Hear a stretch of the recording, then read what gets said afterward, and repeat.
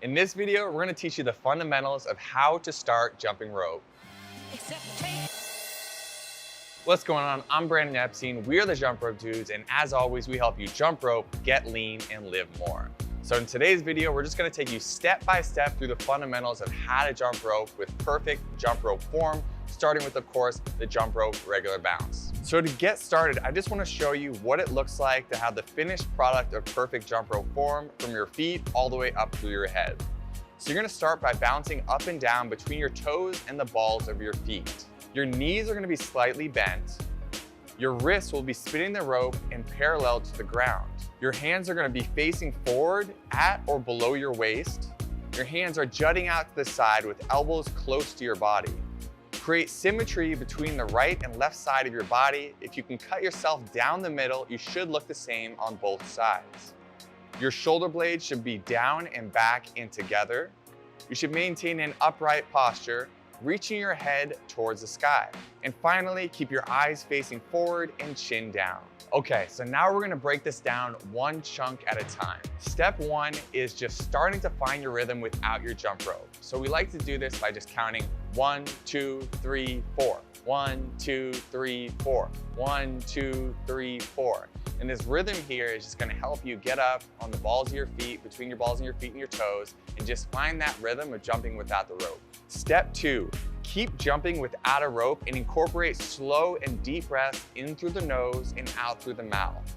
As you breathe in, your stomach should be rising. As you breathe out, your stomach should fall. Step three, you need to make sure your jump rope is sized appropriately for your height. If you get a cross rope, for example, you can just go to their size chart and just refer to that and look up your height to see what jump rope size you should get. Now, if you have a different jump rope, you're gonna have to measure it this way. Step into the middle of your rope, and you're gonna want the end of your rope or the beginning of your handle up around your armpit or mid-chest level.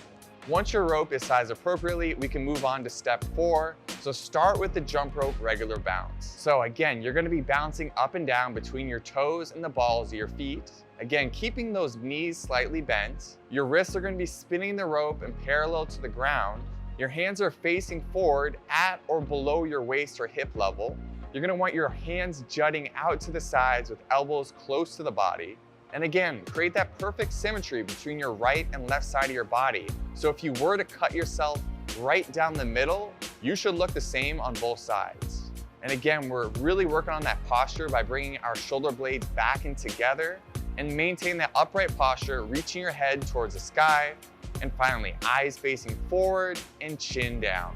So refer to this as many times as you need to try to find your correct jump rope form. Again, there's a lot of steps to the correct form, and you're gonna bring it all together over time by practicing. Now, we want you to avoid these top beginner jump rope mistakes because we find that a lot of beginners tend to do the same thing. So we're just gonna shout these out to make sure you don't do these. So the first thing that's gonna make you trip is bringing your elbows too wide or your arms away from your body. Because of course, the farther your jump rope handles are from your body, less slack you have, and the easier it is to trip over your rope. Same thing goes for having uneven hands. You don't want one hand up super high, the other one super low. You want them both at the same level. You also don't want to overuse your arms. You don't need big, wide arm movements. You want to keep them pretty stable. You also don't want to be jumping too high in the air, so don't kick your legs back, and also don't kick them forward like a dolphin. These things are not great for jump rope form, and they're also going to increase your risk for injury. Another common thing we see is people doing the double jump. The reason we don't want you to do this double jump like you can see pictured here is because it won't allow you to get intense with your workouts. As long as you're doing the double jump, you're gonna be jumping rope super slow and you won't be able to bring the appropriate intensity to your workout to get the results you want. Finally, don't get frustrated. Understand that jumping rope is a skill, and like any skill, you're gonna need to practice to get better at this skill. So have fun with it, incorporate your favorite music, and just understand that this is a process. The more you practice, the better you're gonna get. Step six, we recommend starting with a slightly weighted rope. As you can see here, we're using the 1 pound cross rope, and a rope like this provides you a lot of feedback so you can learn quicker because you feel the rope coming around every time you spin it. So if you want to check this out, feel free to go to crossrope.com/JRD and you can get this jump rope or any of the ones we're using in this video for 10% off with the code DOTHETHING. Step 7, make sure you're warming up properly before you start jumping rope. This is gonna help reduce your risk of injury and also just help you warm up your muscles before you get into jump rope. So you're gonna feel more fluid once you actually start practicing. But we're gonna start by warming up your shoulders, so you can just follow along with this warm up and do it anytime. So you're gonna do 10 rotations forward with your shoulders, and then we're gonna be going backwards for 10 reps with your shoulders, kind of speeding through this a little bit, so make sure you get your full reps. Then you're gonna be pressing your hands towards each other for 10 reps. And then you're gonna be pressing your hands away from each other for 10 reps. And then we're gonna go into a little wrist and warm-up routine where you're just gonna be aligning your shoulders over your wrists, and you're gonna be leaning forward and back, forward and back, so you can get 10 reps forward and back total. And then you can face your hands, your fingers towards your body, and you're gonna sit back on your heels. You can just kind of sit here for around 30 seconds or so, and that's gonna help open up your forearms and stretch them out a little bit before you get started. Next up, you're just gonna sit back on your toes here. So you're gonna sit on your heels and have your toes flexed on the ground. It's gonna help stretch out your feet before you get started.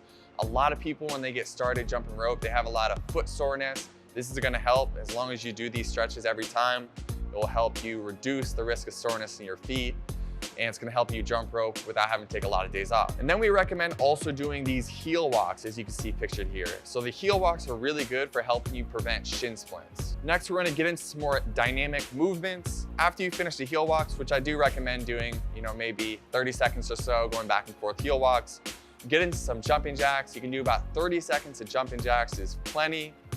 And then get into some air squats. So air squats here, as you can see, you want your knees jutting out to the side.